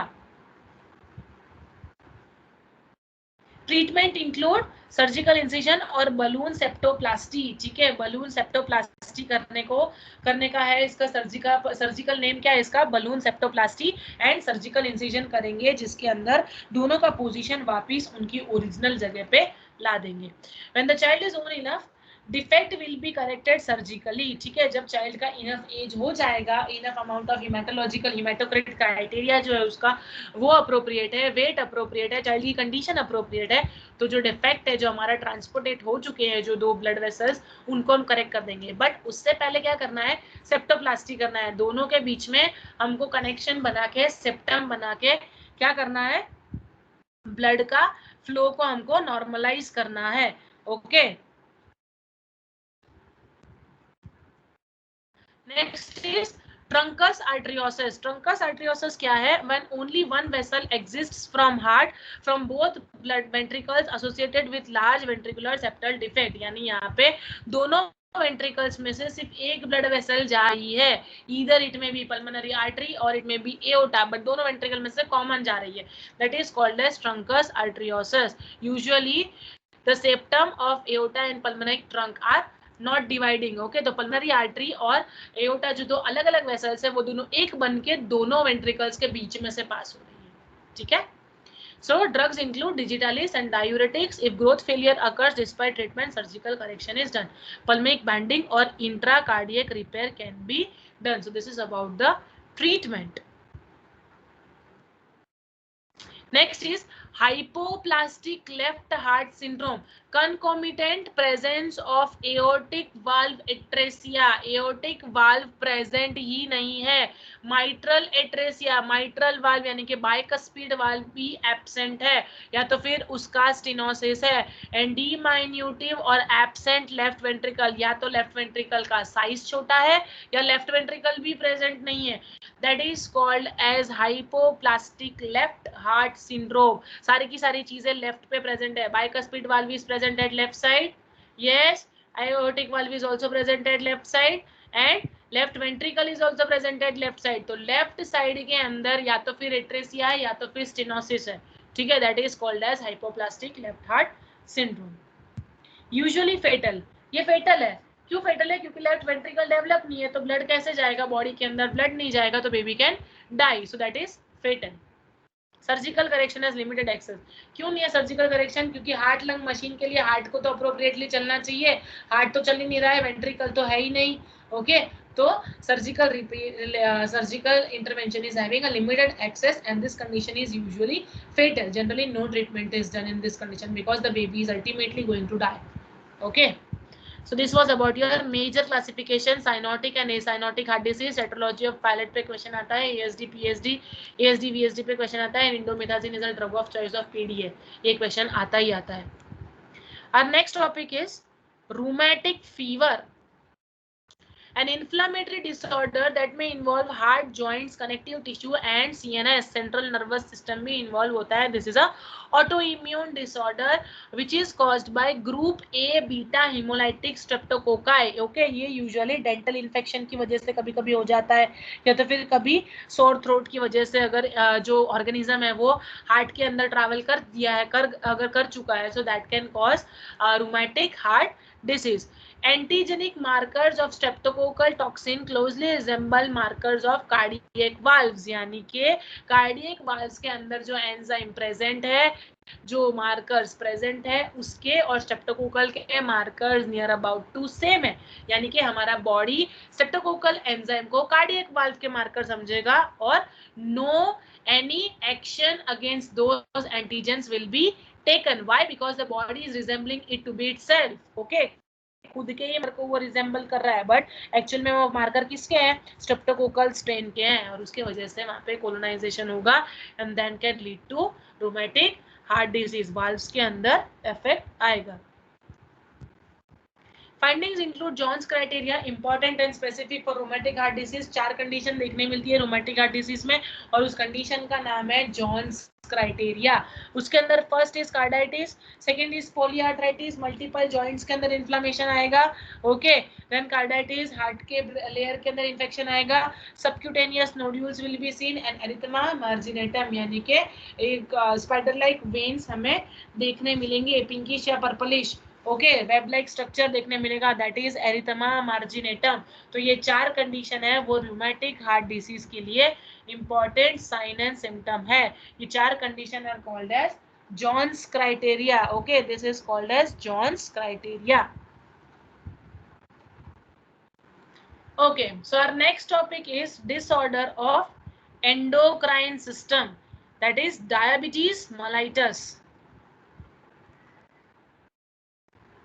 Children are considered to have diabetes if they have both typical symptoms of diabetes and high blood glucose level. यानी कि जो typical 4 से 5 symptom है diabetes के वो present है, along with that उनका blood sugar level अगर high आ रहा है तो उसको हम डायबिटीज कंसीडर करेंगे, डायबिटीज मेलाइटस कंसीडर करेंगे. अब कितना ग्लूकोज लेवल बच्चों में दिखा रहे हैं यहाँ पे पीडियाट्रिक में? 126 मिलीग्राम्स पर डेसीलीटर, दैट इज 126 mg पर dl. अगर फास्टिंग ग्लूकोज का लेवल है तो हम उसको जुवेनाइल डायबिटीज मेलाइटस या तो फिर पीडियाट्रिक डायबिटीज मेलाइटस कंसीडर करेंगे. एंड इट इज और हायर ऑन 2 डिफरेंट ओकेशंस. ठीक है, 2 अलग अलग टाइम पे. ऐसा नहीं कि एक बार अगर फास्टिंग शुगर 126 आ रहा है तो you will consider it as diabetes mellitus. You can do the test 2 to 3 days after. Okay. So 2 से 3 दिन के बाद में अगर आपने वापस से टेस्ट किया है इसका और फिर से अगर 126 mg/dl से ज्यादा आ रहा है, so at that time you will diagnose the child as having diabetes mellitus. mg/dl में उसकी वैल्यू 126 है और mm मोल में वैल्यू 7 है। Okay, 7 mm mole per litre. This is about the introduction of diabetes mellitus. Findings क्या क्या है इसकी? तो polyuria, polyphagia, polydipsia, weight loss, okay, excessive sweating, excessive hunger, excessive urination, these are the 3 main important sign of diabetes। ठीक है, urine output उसका बढ़ जाएगा, देन पॉलीडिप्सिया थर्स्ट बढ़ेगी उसकी, पॉलीफेजिया हंगर बढ़ेगा उसका, and weight loss, unusual weight loss. Okay, weight loss is there, कोई रीजन के बिना उसका वेट लॉस हो रहा है, and fatigue, the baby is getting or the person is getting tired easily, lethargic easily, then ketoacidosis, ketoacidosis में क्या होगा? Fruity smell from mouth. Okay, mouth के अंदर से फ्रूटी स्मेल आएगी, that is the sign of ketoacidosis, that is a complication of diabetes mellitus. Dry flushed skin with hyperglycaemia, apart from this यहाँ पे और कौन से सिम्टम्स हो सकते हैं? Poor wound healing. ठीक है, सपोज बेबी को वुंड हुआ है, कहीं पे बेबी को चोट लग गई है और बेबी का जो वुंड है वो हील नहीं हो रहा है, ओके, 2 हफ्ते हो गए, 3 हफ्ते हो गए, उसके ऊपर हीलिंग का प्रोसेस नहीं हो रहा है, so that can also suspect diabetes mellitus. Okay, diabetes में पुअर वुंड हीलिंग होता है। देन सोर फुट, बेबी के फुट के अंदर सोर हो रहे हैं, छाले पड़ रहे हैं, that also is a sign of diabetes mellitus, and there will be high blood glucose level. तो important sign for diabetes mellitus is polyuria, polyphagia and polydipsia. And कितना कंसिडर करेंगे? 126 mg/dl। अगर FBS आया है, फास्टिंग ब्लड शुगर लेवल अगर 126 mg/dl है, तो आप उसको डायबिटिक चाइल्ड को कंसिडर करोगे 2 डिफरेंट ओकेजन पे चेक करने के बाद। ठीक है, 2 डिफरेंट ओकेजन पे आपने चेक किया है और अगर आपका ग्लूकोज लेवल ज्यादा आ रहा है, at that time you will consider the child as diabetic along with the presence of other symptoms भी दूसरे प्रेजेंट है, पॉलीयूरिया, पॉलीफेजिया, पॉलीडिप्सिया के सिम्टम प्रेजेंट है। ये तो फिर अनयूजुअल वेट लॉस है, चाइल्ड के अंदर फेलियर टू थ्राइव देखने मिल रहा है, ग्रोथ जो है उसका नॉर्मल, जो उसका वेट है वो उसके एज के हिसाब से कम है, जो ग्रोथ चार्ट है हमारा, ठीक है, रोड टू हेल्थ का जो चार्ट है हमारा, वो हमारे उसके अंदर हमने देखा कि बेबी का जो वेट है वो कंसिक्वेंटली डिक्रीज हो रहा है उसकी एज के हिसाब से, that means unusual weight loss हो रहा है, so we will diagnose the child as diabetic. Usually जो जुवेनाइल डायबिटीज है वो हमेशा टाइप 1 डायबिटीज होता है, that is insulin dependent. Okay, insulin dependent होता है, तो यहाँ पे इंसुलिन थेरेपी देनी पड़ती है। इंसुलिन के अंदर भी आप कौन से इंसुलिन दोगे, that depends on the level of glucose. ठीक है, शॉर्ट एक्टिंग दोगे या फिर लॉन्ग एक्टिंग दोगे, कौन सा ग्लूकोज आप दे रहे हो उसके ऊपर डिपेंड होगा। शॉर्ट एक्टिंग ग्लूकोज अगर दे रहे हो तो आपको वो प्री मील देना है, मील्स के पहले आपको शॉर्ट एक्टिंग ग्लूकोज देना है, and make sure that baby is not going into hypoglycaemia, hypoglycaemia में ना चला जाए। जैसे कि आपने बेबी को इंसुलिन एडमिनिस्टर कर दिया, उसके बाद में खाना देना भूल गए, तो क्या होगा? The baby will go into hypoglycaemia. Why? Because that is rapid acting glucose. ठीक है, सॉरी, रैपिड एक्टिंग इंसुलिन है, तो इमीडिएट हाइपोग्लाइसेमिया में जाएगा, बेबी को सीजर आएंगे। ठीक है, तो इंसुलिन के अंदर आपको इंसुलिन का एडमिनिस्ट्रेशन इंपॉर्टेंटली ध्यान रखना है। प्लस इंसुलिन बेबी के कहाँ पे एडमिनिस्टर करोगे आप लोग? एब्डोमेन पे एडमिनिस्टर करोगे। क्यों? या फिर थाई पे एडमिनिस्टर करोगे, ग्लूटियल पे, क्योंकि डेल्टोइड के ऊपर इतना अमाउंट ऑफ मसल नहीं होगा, सबक्यूटेनियस फैट इतना ज्यादा नहीं होगा, तो you will be administering the insulin at the abdomen और ग्लूटियल रीजन, सबक्यूटेनियस टिश्यू के अंदर एडमिनिस्टर करना है, ये पता होगा आप लोगों को। Insulin is been administered subcutaneously, तो सबक्यूटेनियस रूट आपके डेल्टोइड मसल पे enough amount of fat cell नहीं होंगे और that can lead to damage to nerve. आपने ऐसे ही बस इंजेक्शन लगा दिया और बेबी को ब्लड आ गया या नर्व एंडिंग्स पर असर हुआ, तो क्या होगा? उसको क्वाड्रिप्लेजिया होने के चांसेस है, लिम्स पे पैरालिसिस होने के चांसेस है। ओके, Then dietary modification में you will see the amount of breast milk to be administered, कितना अमाउंट में दे रहे हो, कोई आर्टिफिशियल फीड दे रहे हो तो उसके अंदर ग्लूकोज का लेवल कम होना चाहिए, ठीक है, सॉल्ट का लेवल कम होना चाहिए, ये सारी चीजें आप देख के फिर ही बेबी को डाइट एडमिनिस्टर करोगे। देन एक्सरसाइज कौन सी एक्सरसाइज, एक्सेसिव स्वेटिंग वाली एक्सरसाइज नहीं करनी है, क्योंकि ऑलरेडी बेबी को और पेशेंट को कैसा है, अनयूजुअल वेट लॉस है, ठीक है, तो exercise needs to be done which is for health, okay, proper health, deep breathing exercise करवाओ, उनसे रिलैक्सेशन करवाओ, मेडिटेशन करवाओ, ऐसी एक्सरसाइज करवा सकते हैं। अब उनको आप 2-3 किलोमीटर तक भगा रहे हो तो बेबी को तो कोई मतलब नहीं है उस चीज का, क्योंकि ऑलरेडी बेबी को अनयूजुअल वेट लॉस है, यानी कि पर्सन को अनयूजुअल वेट लॉस है, तो this can not be done. Then next is prevention of complication, जो further complication है, that means diabetic foot is the complication of diabetes mellitus, तो ऐसे कोई कंडीशन को आपको प्रिवेंट करना है, okay. So this was about diabetes mellitus, okay, this was all about today's lecture. Recording will be shared to you shortly. Students, you can leave. Thank you.